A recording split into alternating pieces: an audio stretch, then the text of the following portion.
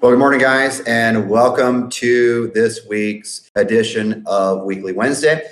Apologize for starting a little late, but with what's going on with the mortgage interest rates, the refinances have been overwhelming.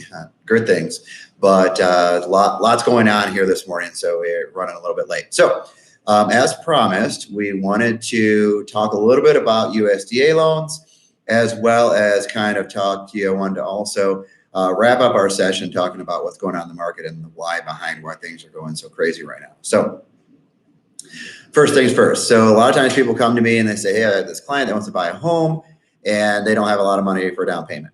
Okay. So there's a couple of strategies we look at. First of all, our first go-to is, are they a veteran of the military? And if that's the case, a great program. VA is a great option for that. And as well, they deserve, as serving our country, they deserve to be able to get into a home without a down payment. Now, in all of the programs that have some type of zero down or assistance, whatever, the client will always have to have a minimum contribution. So even with a VA loan or a USDA loan, which we'll get into here in a second, they still have to have, skin in the game. They still will have to have a portion of, maybe not a down payment, but we have prepaids and escrows, closing costs, stuff like that. So just remember that. Be educated to know that even if you have a program that is zero down payment, there's still going to be money out of pocket. So let's go over that. So as I mentioned, first of all, we're looking at VA. Secondly, we can look at a USDA, which we're going to get a little more, dive deeper into a little more of that. That does not have a restriction or requirement for them to clearly to have been a veteran. So it is a great option for them to have zero down, but there is a restriction on where they actually can buy a home, right? An area. It's actually a USDA loan and a rural development loan, or an RD, you may have heard that expression, are exactly the same thing. So that's a good rule of thumb. That's why it's called a rural development loan. They're trying to develop these, frankly, these underdeveloped areas, encourage people to move into those. And how they incentivize that is allowing them to put zero money down on a down payment. Thirdly, you could look at maybe a MISHTA program, which is a whole nother class, a whole nother day, but that allows them to be eligible for up to $7,500 in a down payment assistance. However, I will remind you, those that are familiar with that, that is a silent second that they don't make payments on, but does have to be repaid in the event that they sell the home or refinance that mortgage. So just kind of keep that in mind when talking to clients about that. So sometimes we get very anxious and we want, someone to actually be able to buy a home that, qualifies and will talk to us and so forth. But we have to make sure that we understand their options when it comes to no down payment, and the challenges that poses in the event that they have no money saved up, right? So if we are in a situation where a client has literally no money saved, but they want to buy a house, we have to really consider, is that the best client to spend a large portion of your time on, right? Because if something even goes slightly sideways in their life, and even any little bit of money that they have saved up to go toward their prepays and closing costs, if they have to redirect those monies, and all of a sudden now this falls apart, and all that time that you've spent showing them homes and getting under contract and so forth is lost. So just kind of keep that in mind. And I'm not trying to discourage you from working with those clients, but just keep that in mind that we have to work together and let them know, hey, we have to live very skinny right now if genuinely buying a home is something that is your top priority. So, okay. So a USDA loan, an RD loan, what it does, or what it allows a client to be able to do, is have zero down payment. Now, it technically says that there's no PMI, but there is a monthly fee that is paid to USDA. So it's just like PMI. It's less typically. It's dependent on qualifying and percentages and so forth, but it is something that is paid on a monthly basis. There is also an upfront fee that USDA charges. So very similar to VA, very similar to FHA. Typical government programs or government-backed programs are going to have some type of fee upfront. Really, frankly, it protects them. So because if you have someone who goes into foreclosure and they put no money down, there's no way for them to recoup any losses because the home is not appreciated. So those upfront fees are basically protection against the agencies that back these programs, so to ensure that they will get some money out of it in the event that the client defaults very early on. So that's how that works. So there is some income restriction. Now, the easiest way to actually go through all this, because it's dependent upon, I should say, it is dependent upon where they're buying, the particular area, how many people live in the home, and stuff like that. So for us to go through all those scenarios would be inundating you with different like scenarios and so forth. So it would not be beneficial or useful. So what I would encourage you to do, if you have a client that's looking in the area, and I'm going to go kind of generally over the area, the best thing for you to do is you can Google USDA property eligibility. And you can literally plug in an address that your client is looking at, and it'll tell you whether or not the property is eligible. So not only does the client have to qualify for a USDA loan, but the property has to as well. And it's strictly based on its location. So what I'm going to do is, and you can do this as well, is you Google that, and in that same website, you can also actually look at different the property eligibility map, as it were. Okay. So anything that is near a large city, so around Detroit, if you go further west, if you look around Lansing, there's an area that's mapped out. Jackson has an area that's mapped out. You go further up, Port Huron has an area that's mapped out. Grand Rapids, if you go further west, those are areas that basically says this space is not eligible for a rural development loan. Makes sense. Downtown Grand Rapids is not a rural area, so why would you be able to get rural financing?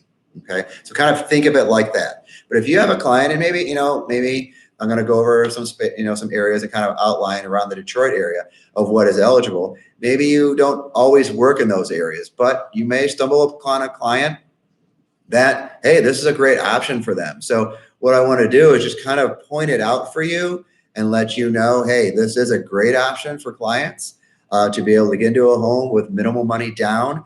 And don't limit yourself. It's not going to be something you're going to be able to target every single client. But if you have a client that's kind of looking further out, maybe they want some land or whatever, they want to be a little further in a more rural area, this will kind of let you know and can help you out with that. Or if you have a client that's kind of looking on the fringe and he said, hey, have you ever considered looking, one town over, you might be able to work that out. So I would strongly encourage you to Google it. It's USDA property eligibility, and it'll pull it up. Sometimes you have to put in a specific address, put in your house, right? Put in your home address, and then basically from there, it'll say whether you're eligible or not. And then you can just kind of zoom out from there and see the actual map. So I actually have one pulled up. Unfortunately, you won't be able to see it because I don't have screen share functionality with this right now, but I'm kind of talk through it and kind of let you know the borders of what we'd be looking at. So I'm going to pull that up now as we talk. But just in general, the USDA, in terms of guidelines, like I said, it does allow for a zero down payment.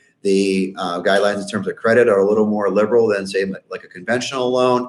And I did mention the upfront fee as well as the monthly PMI sort of fee. It's not called that, but might as well call it that. That is involved in that as well. So those are kind of the main components of that. There is, once again, there is an income restriction on it. So this is for, once again, a niche client that is going to make under a certain amount. And I can't tell you that number because it depends on the area. I mean, for every particular area, there's a different amount, right? There's like 15 different ones. And like I said, and depending on the number of people. So there's their income restriction as well as the area. But if it's a great program for maybe someone that's looking in a rural area, just starting out, maybe they, have less income right now or whatever the case may be. So let's kind of go over the mapped areas. So you can, like I said, you can be looking at this, but if you're looking, so let's kind of start in the east. So clearly the border along to the furthest east is going to be the lake, right? You have Lake St. Clair and going all the way down on the river. So basically the whole coastline there along Detroit and all of Grosse Pointe, St. Clair Shores, all those along that are not eligible. You have to get up further north. Basically, if you go slightly west a little bit, you got to be north of Lake Orion in order for you to be eligible.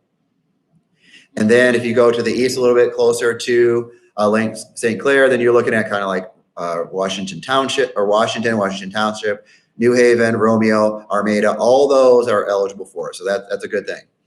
As you go further west, then you will see that if you get into like Springfield, Holly, Fenton, Lake Fenton, all those are great areas for clients to be able to consider looking at a rural development. Now, more specifically, as we get closer to like the 696 corridor, you're looking at Milford. Basically, is the Milford Road is basically where it cuts off. And if you go further closer to like my office in Northville, then you're looking at Napier. So Napier is kind of like the dividing line. Anything west of Napier will be typically eligible. And then of course, anything east is not, okay? So if we go further south, if you look in Salem and Salem Township, those are definitely eligible. That's not very far from a lot of space. If somebody's looking in like the Plymouth area or in Northville, maybe Salem is a good option because it's a great place for them to be, close to a lot of things, but still encouraging people to move into those areas. Then it takes a sharp turn, and it basically cuts out all the area that is like Ann Arbor and so forth. Certainly those areas are not eligible. But if you then go further west and you look in like Scioto and Scioto Township, Whitmore Lake, Hamburg, Pinckney, all of those to the west are eligible. So if you have any buyers that are looking in that space, that's not that far from where all of us live and work. That's a great area to be. So basically what I'm doing is kind of painting the western edge here. Certainly, once again, the map goes around Ann Arbor. If you go down further to the south, Saline, Bridgewater, West Sumter, and so forth, all of those are eligible. Now, if we kind of draw the southern edge of this, if we go along just south of Ypsi, that's eligible. Belleville is not, but just south of that is. Going further down, if you go like down, headed down like 94 and so forth, south of the airport, south of Romulus, that's actually eligible. And then if you get closer to downriver, let me zoom in here a little bit so I can see the definitive road. Basically, Sibley is the road that is or Pennsylvania, I should say. Pennsylvania Road, if you know the downriver area, is kind of like the dividing line. It's the cutoff going all the way working toward 275 and actually even beyond. And then Inkster Road. So if you're working south of the airport, Inkster Road, heading toward downtown, Willow and Waltz, New Boston is a great area that is eligible. So just kind of painting the picture here for you guys. So as we continue down river, then it kind of does a weird thing, kind of angles more toward Rockwood and so forth. So South Rockwood, Ash Township, all those areas down there, I would encourage you once again to look at the map and kind of see. So there's actually a lot more. You'd probably be surprised as to the number of areas that are actually eligible. So if you have a buyer that's actually looking in those areas, especially if you work anywhere downtown and they're looking at Carlton and so forth, might be a good option for you to look at. So just if you have any questions about USDA, feel free to reach out. Do not hesitate.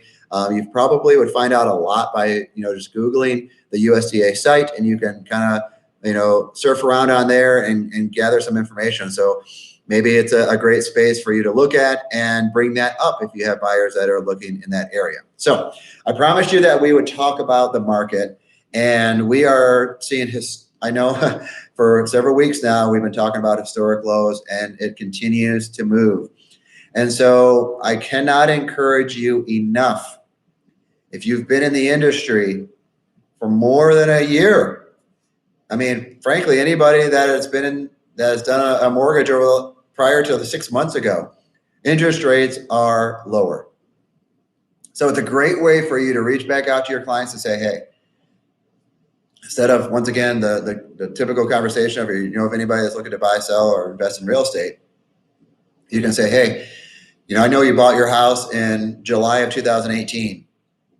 Interest rates are significantly lower than what they were when you bought your house. It would benefit you to have a conversation with our preferred lender here at RUA and get connected with us, because of the fact that it's going to be a great opportunity for them to save money. And once again, you are the hero. Just give you an example.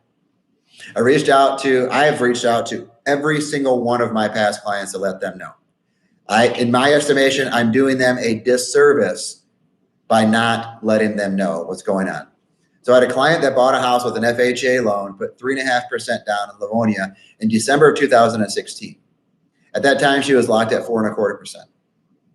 Okay.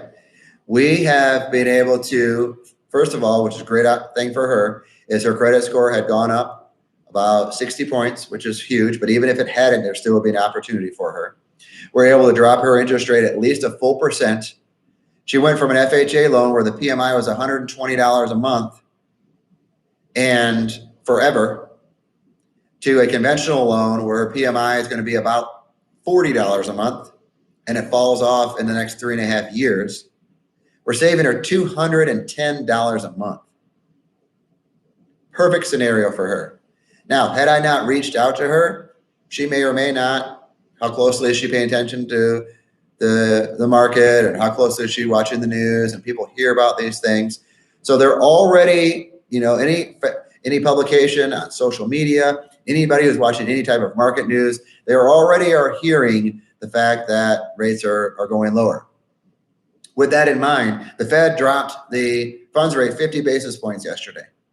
That, just so you know, people start coming out of the woodwork when that happens. That actually does not have a direct impact on fixed rates. What that impacts is your credit card. Look at your credit card statement the next time it comes. The interest rate on that should be lower. If you have a home equity line of credit, that interest rate should be lower right now. Those are those variable rate things where things can fluctuate. That's what the Fed directly impacts. Now, does it have an indirect impact on fixed rates? Yes, it does, but there's not a direct correlation one-to-one is what's called, right? What has a larger impact is what's going on globally with the coronavirus and the uncertainty and how it has impacted manufacturing and the supply chain as it goes down throughout the world. And what's happening is people are getting nervous about these type of things. And so they're pulling their money out of the stock market, which is why it has gone down nearly 5,000 points, went 780 yesterday, I think, just one day alone, to now it's actually a situation where they take their money out of risk and they put it into, it's called a flight to security. You've probably heard me say that before. That is the main reason why interest rates have come down so low. I mentioned to you before, I encourage you to watch the yield on the 10-year Treasury. Today, I believe it opened up at 1.001 or something like that. That is, I believe, an all-time historic low on the 10-year yield. That is unbelievable. We have people locking in on a 15-year loan, depending on their cost structure and so forth. We had one client that was able to lock in at 2.75%, and I was giving them a lender credit to cover their appraisal and waiving any lender fees at 2.75%. Other people that have chosen to go and pay the full closing cost route, they were able to lock in the mid-twos. And their APR is 2.76, 2.87, right? Very, very low. Unprecedented times. So first thing I would tell you is if you have a mortgage, have a conversation with us. It's a complimentary review. I guarantee it makes sense for you. There's going to be options for you. Do you have PMI? Can we get rid of that? Do you have some other debt that you need to consolidate that you want to get rid of? Are you looking to do some home improvements? Whatever your story is, there's an opportunity for you. Likewise, it's a great way for you to be able to get connected. Now, once again, I hearken back to the story I told you about that client that was in that FHA loan. Here's her situation now, saving her $200 a month. I clearly am the hero because I reached out to her. That can be your story. You will be the hero because you're going to be the one that suggests it because they trust you because you helped them buy their home. I hope this was helpful for you guys. If you have any questions about a USDA loan or what's going on in the market, don't hesitate to reach out. And as always, choose a great day. See you next time.